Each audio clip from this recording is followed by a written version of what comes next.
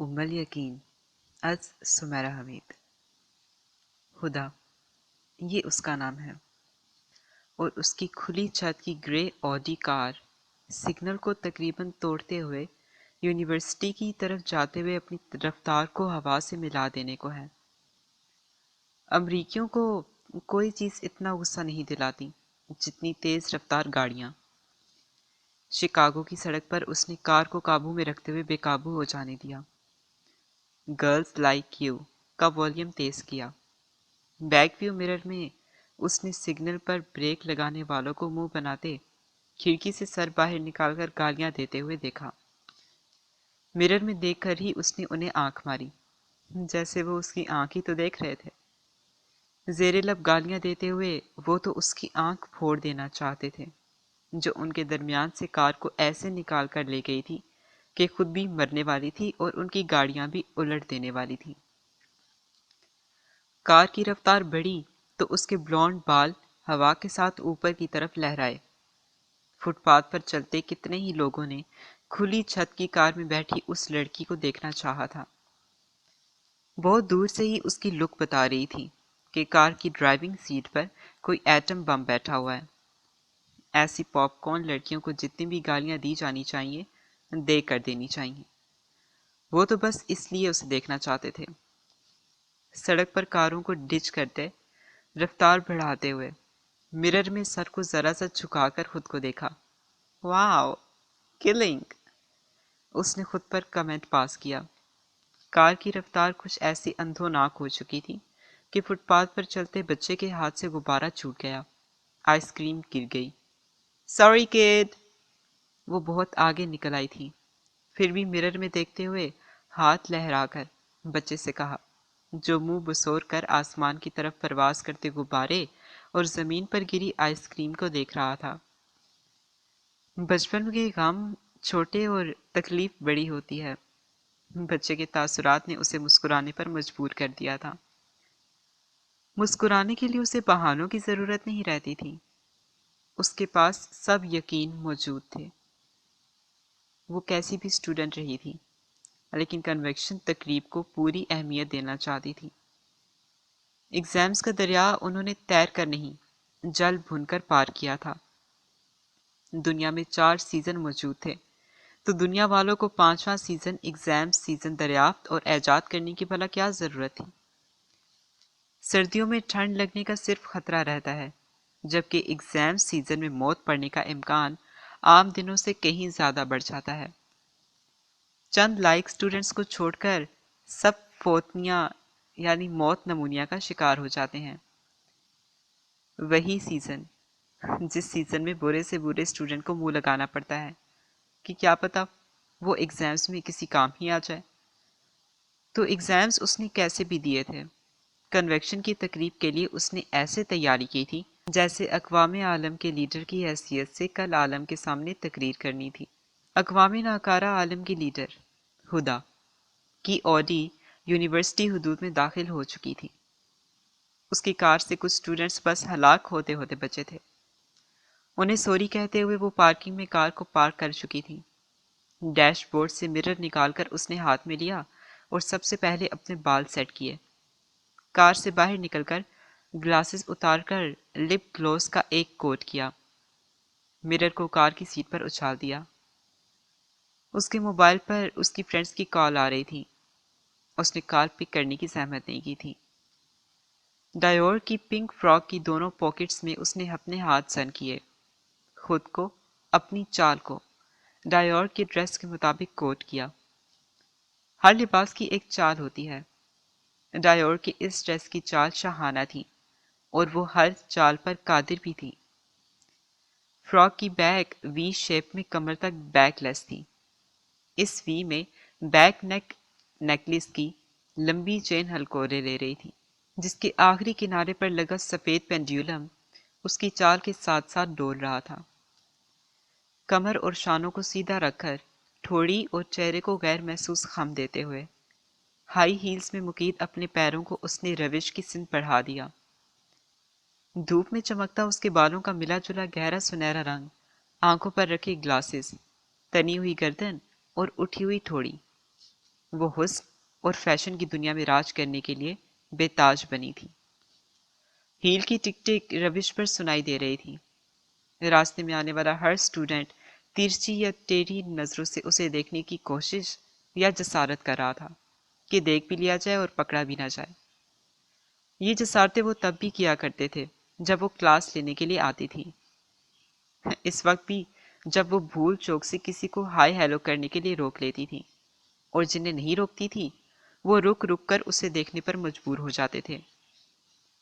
وہ اکیلی ہی یونیورسٹی میں خوبصورت لڑکی نہیں تھی، لیکن وہ اکیلی ہی اتنی پاپولر اور فیشنیبل تھی۔ اس کے پاس دولت کی کمی تھی، نہ ہی اس کے استعمال کے طریقوں کی۔ ساری یونیورسٹی جانتی تھی کہ وہ اور اس کے گروپ کی ہر لڑکی یونیورسٹی صرف اس لیے آتی ہیں تاکہ وہ اپنا آپ دکھا سکیں اور بتا سکیں کہ ایسے جیا جاتا ہے۔ ہمیں دیکھو، ہمیں ڈسکس کرو، ہم صرف اسی لیے تو پیدا کی گئی ہیں۔ اور ہماری زندگیوں کا مقصد ہی کیا ہے؟ ہم جیسا ٹرینڈ سیٹنگ فیشن کر کے گھر میں بیٹھنا کون پسند کرتا ہے؟ اس لیے ہدا گھر نہیں بیٹھتی تھی، اپنی نمائش کرتی رہتی تھی۔ اسے پڑھنے لکھنے یا ڈگری لینے سے کیا مطلب ہو سکتا تھا بھلا؟ نہ اسے جاب کرنی تھی، نہ ہی اسکالرشپ لینا تھا۔ وہ یونیورسٹی کی شان نہیں تھی، یونیورسٹی ڈین کی آنکھ کا تارا بھی نہیں تھی۔ بھلا یہ پروفیسرز، ٹیچرز، ڈین، یہ ہوتا ہی کون ہے؟ کیا حیثیت ہوتی ہے ان کی؟ اسے کوئی دلچسپی نہیں تھی ان سے اپنے شانے پر تھپکی لینے اور ویل ڈن کی سرگوشی سننے سے۔ ہاں، ایسا تو مذاق بھی نہیں کیا جانا چاہیے تھا۔ اگر پیسہ زندگی کا مسئلہ تھا تو یہ مسئلہ اس کے والدین حل کر چکے تھے۔ اگر زندہ رہنے کے لیے کسی کیریئر کا ہونا ضروری ہے تو وہ اپنا 5 اسٹار کیریئر حاصل کر چکی تھی، انجوائمنٹ کیریئر۔ ابھی وہ صرف 22 سال کی تھی اور اس نے آدھی دنیا کو اپنے آگے لگا لیا تھا، باقی کی دنیا کو وہ اپنے پیچھے رکھتی تھی۔ جو بچ جاتی تھی اسے جوتی کی نوک پر۔ پھر اس جیسی لڑکیوں کی زندگی کے مقاصد کیا ہو سکتے تھے بھلا؟ ڈاکٹر، انجینئر، سائنسدان بننا وغیرہ، یعنی پاگل بننا۔ ہاں، یہ سب انہیں پتھر کے زمانے کی باتیں لگتی تھیں۔ جب اڑانے کے لیے پیسہ موجود تھا تو اس پیسے کو کمانے کی کیا ضرورت تھی؟ زندگی مخمل کی سیج تھی تو اس پر مقصد کے ٹاٹ کا پیوند لگانے کی کیا ضرورت تھی؟ انہیں دماغ کے 1000 عارضے لاحق تھے، لیکن ایسا خطرناک عارضہ ابھی ان کے پاس بھی نہیں بھٹکا تھا۔ یہ کیڑا انہیں کاٹ بھی کھاتا تو الٹا وہ اس کیڑے کو کاٹ کھاتی۔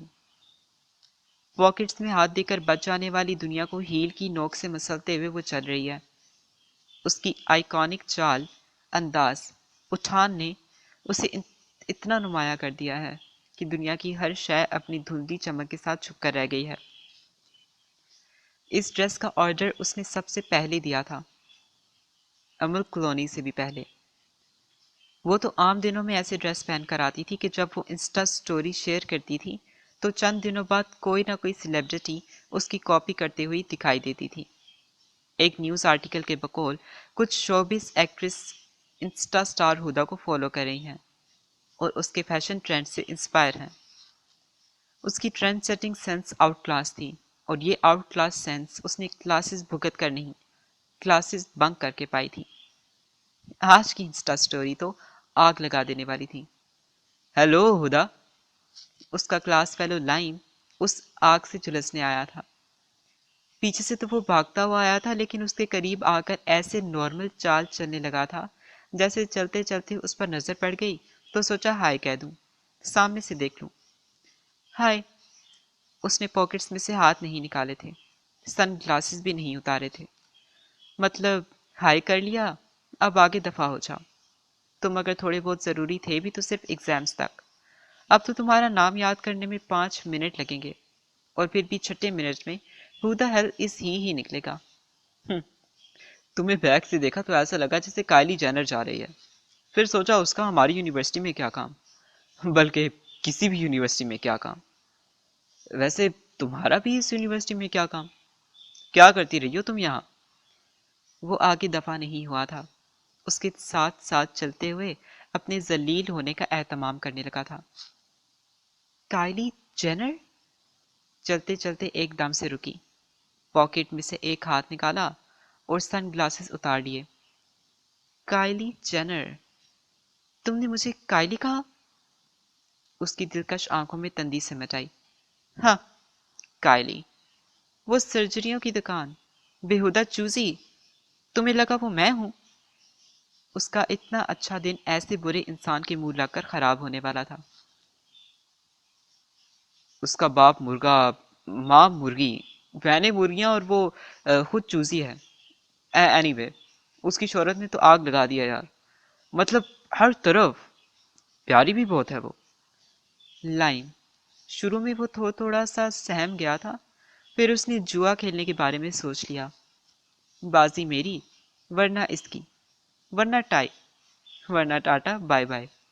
پیاری، مائی فٹ، مجھے گالی دے دینا، کبھی اس سے میچ نہ کرنا۔ ہونٹوں کو بھینچ کر اس نے خود کو گالی دینے سے روکا۔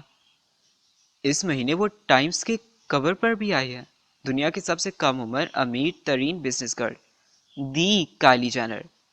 اتنی سی عمر میں اس نے اتنا کچھ کما لیا ہے، تم نے بھی تو اتنی سی عمر میں کافی کچھ کر لیا ہے۔ مجھے لگا تم اسے پسند کرتی ہو، تمہاری حرکتیں بھی اس سے میچ کرتی ہیں، پھر اس کے نام سے خائف کیوں ہو؟ پہلے وہ سہم رہا تھا، اب شیر ہو رہا تھا۔ میں اپنی صحت کا خیال رکھوں یا نہ رکھوں، اپنے ٹیسٹ کا ضرور رکھتی ہوں۔ تھوڑا خیال تم بھی رکھو اور مجھے گھورنا بند کر کے سامنے دیکھ کر چلو۔ میری ہیل سے الجھ کر گرے تو کچھ نہیں کہہ سکتی کہ ہاسپٹل کے بیڈ سے اٹھو گے یا مردہ ہو کر تابوت سے۔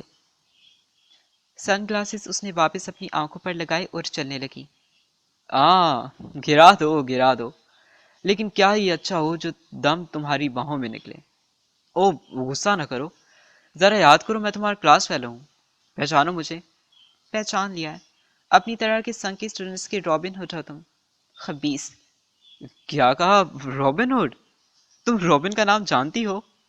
واو، میں تو تمہیں بالکل ہی چال سمجھتا تھا، یعنی کتاب وغیرہ جیسی چیزیں پڑھ لیتی ہو۔ اور خبیث، تمہارے منہ سے نکلا تو یہ بھی فیشنیبل آئیکونک ہو گیا، کلنگ۔ اس نے ریپ سنگر کی طرح ہاتھ سے ہوا کو کاٹتے، گھٹنے ٹیڑھے کرتے ہوئے کچھ گا کر کچھ رو کر کہا۔ ذلیل، کمینے، خبیث، یہ تینوں ایک ساتھ کیسے لگے؟ وہ پوچھ رہی تھی۔ Super iconic? ابرو اوپر اٹھ چکی تھی، وہ کہہ لگا رہا تھا۔ سب ٹھیک کہتے ہیں، تم سے بات کر کے مزہ آ جاتا ہے، پارٹیز وغیرہ میں سننے سنانے کے لیے 2-3 لطیفے ہاتھ آ جاتے ہیں۔ افسوس یونیورسٹی کی یہ سال اتنی جلدی گزر گئے۔ ویسے تم جیسے سپر سٹار اسٹوڈنٹس نے ہم جیسے سپر کنگال اسٹوڈنٹس کو ڈائریوں میں لکھنے کے لیے اتنا مواد دے دیا ہے کہ اگر ہم ان ڈائریوں کی کتابیں چھپوا لیں تو وہ بیسٹ سیلر ہوں، موویز بنوا لیں تو وہ آسکر وننگ ہوں، اور اگر تم انہیں اپنے تھوبروں پر سجا لو تو عالمی منڈیوں میں تمہاری سپر نیلامیاں ہوں۔ دیکھا کیسی پیاری باتیں کرتی ہو تم، تمہیں کیا پتا ہم تمہیں کتنا یاد کرنے والے ہیں۔ اگر میرے پاس میں ہو تو میں تمہارا ایک عدد مجسمہ بنوا کر اپنے کمرے میں رکھوا لوں، جب بور ہونے لگوں تب تمہارے منہ لگ جایا کروں، میرا مطلب تمہارے منہ سے کھری کھری سن لیا کروں۔ چلتے چلتے اسے پھر سے رک جانا پڑا، اس کی چال میں اس بریک پر لائم زیر لب ہنس دیا۔ وہ اس کے سرخ ہوتے چہرے کو دیکھ رہا تھا، اسے اور سرخ کرنے کے لیے اس نے ہاتھ بڑھا کر اس کی آنکھوں سے گلاسز اتار لیے۔ مہنگی لگتی ہیں، کہاں سے لی؟ او اچھا، لی نہیں بلکہ بنوائی ہیں، سگنیچر ہے یہ بھی۔ تمہیں میں عجیب لگتی ہوں؟ لائم کی ہاتھ بڑھا کر گلاسز اتارنے والی جرت اسے نظر انداز کرنی پڑی۔ نہ ہاں، لگتی تو مجھے بہت پیاری ہو، لیکن لوگ کہتے ہیں کہ تم عجوبہ ہو، نمونہ ڈالرز اور یوروز کا مجسمہ آزاری۔ امریکہ کو تم پر فخر ہے، مجھے بھی تم پر فخر ہے میری بچی۔ اس نے اس کا شانہ تھپتھپایا۔ تو اپنی غربت کا بدلہ تم مجھ پر طنز کر کے نکال رہے ہو؟ کیا وجہ ہے کہ سب غریبوں کو غریب ہونے کے فوائد رٹے ہوئے ہوتے ہیں، پھر بھی وہ امیر ہونے کی کوشش کرتے ہیں؟ وہ سنجیدگی سے پوچھ رہی تھی۔ اب اس نے ہاتھ بڑھا کر لائم کی آنکھوں سے آئی گلاسز اتار لی تھی، حقارت سے اس سستی گھٹیا سی چیز کو دیکھ رہی تھی۔ غریبوں کی ہر چیز بری ہوتی ہے، ان کی سوچ اور عزائم سمیت۔ کارآمد امیر ہونے اور ناکارہ امیر ہونے میں فرق ہوتا ہے خدا. اب بل گیٹس کو ہی دیکھ لو. بل سے نکلے ہوئے چوہے کو ہی دیکھ رہی ہوں. کم سے کم آج کے دن تو شرٹ چینج کر لیتے. پارٹ ٹائم جاب کر کے تمہاری شکل پر 12 بج چکے ہیں. ان 12 ہنسوں کی پھٹکار تمہارے چہرے سے ہر سیکنڈ ہر منٹ ٹک ٹک کرتی برس رہی ہے. 12 سال کسی بیوٹی سلون میں بیٹھے رہے تو بھی شکل سے یہ پھٹکار غائب ہونے والی نہیں ہے. میں یہ پھٹکار غائب کرنا بھی کیوں چاہوں گا. مجھے فخر ہے کہ تم جیسے لوگ مجھ سے حسد کرتے ہیں, مجھے ناپسند کرتے ہیں, مجھ سے چڑھتے ہیں, لیکن پھر بھی تم جیسے لوگ مجھ جیسا ہی بننا چاہتے ہیں. کیا میں غلط ہوں؟ تم غرق ہو خوش فہمی کے سمندر اور غلط فہمی کے چھپڑ میں. فکر نہ کرو, مجھے سوئمنگ آتی. خوش فہمی کا سمندر اور غلط فہمی کا چھپڑ میں تیر کر پار کر لوں گی, اور پھر خود پسندی کی گٹر میں جا گرو گی. کیا میں غلط ہوں؟ اب وہ پوچھ رہا تھا. اس کی لمبی گردن کی رگیں تن گئیں. غصے کو کنٹرول کرنے کی کوشش میں اس کی سانس کا ردم ذرا سا تیز ہوا. لائم دیکھ سکتا تھا کہ اس نے ڈائنامائٹ کے ریگولیٹر کو چھیڑ دیا ہے. اگر یہ ڈائنامائٹ پھٹا تو عالمی جنگ چھڑ جائے گی. تم نے 2 سال کے عرصے میں مجھ سے اتنی باتیں نہیں کی جتنی ان 2 منٹوں میں کر لی ہیں. اس 2 منٹ کی بات کے لیے تم نے 2 سال ریہرسل کی ہوگی. آسان نہیں ہوتا مجھ جیسی لڑکی کو اپروچ کر کے بات کرنا. واقعی آسان تو نہیں تھا. یہی دیکھ لو کہ میرا دماغ سائیں سائیں کرنے لگا ہے. تمہارا کیا ہے؟ تمہارا گزارا تو اب تک دماغ کے بغیر ہوتا ہی آیا ہے. یہاں سے سیدھا گھر جاؤں گا, 5-10 ہزار بکس پڑھوں گا, پھر شاید دماغ کو چارج ہو کر ٹھیک ٹھاک کام کرنے لگے. لیکن مجھے خوشی ہے کہ اپنے بچوں کو سنانے کے لیے میرے ہاتھ اچھی کہانیاں لگی ہیں. اچھا, مثلا کیسی کہانیاں؟ کہانی کی ہیروئن پوچھ رہی تھی. میرے پیارے بچوں, تمہارے باپ کی یونیورسٹی میں ایک لڑکی ہوتی تھی, خدا, میری کلاس فیلو بھی تھی. وہ اتنی امیر تھی کہ بد نصیب تھی. بد نصیب اور میں کیسے؟ اس کے ڈائنامائٹ کا پارا اوپر جا رہا تھا. مس عالم سے عالمی جنگ کا خطرہ بڑھ رہا تھا. جسے سب پلیٹ میں سجا سجایا مل جائے, جسے کسی بھی چیز کے لیے کوئی کوشش نہ کرنی پڑے, زندگی جس کے لیے اسٹرابیری کیک کی طرح ہو, وقت جس کے لیے چاکلیٹ شیک کی طرح ہو, جس انسان کا مقصد شاپنگ کرنا, پیسوں کو اجاڑنا, گھومنا پھرنا, فیشن کرنا ہو. ایسا انسان بد نصیب نہیں ہوگا تو کیا ہوگا؟ اس نے کہہ لگایا. لائم کے ہاتھ سے اپنے گلاسز جھٹکے سے واپس لیے اور آنکھوں پر فٹ کیے. مجھے بد نصیب کہنے اور ماننے کے باوجود تم پوری شدت سے یہ خواہش کرتے ہو کہ کاش یہ بد نصیب انسان تم ہوتے, کاش میری جگہ تم ہوتے. یہ اسٹرابیری کیک کھانے کے لیے تمہیں ملتا, چاکلیٹ شیک تم پی رہے ہوتے. کہہ کر وہ چند سیکنڈز تک اسے دیکھتی رہی اور پھر آگے بڑھ گئی.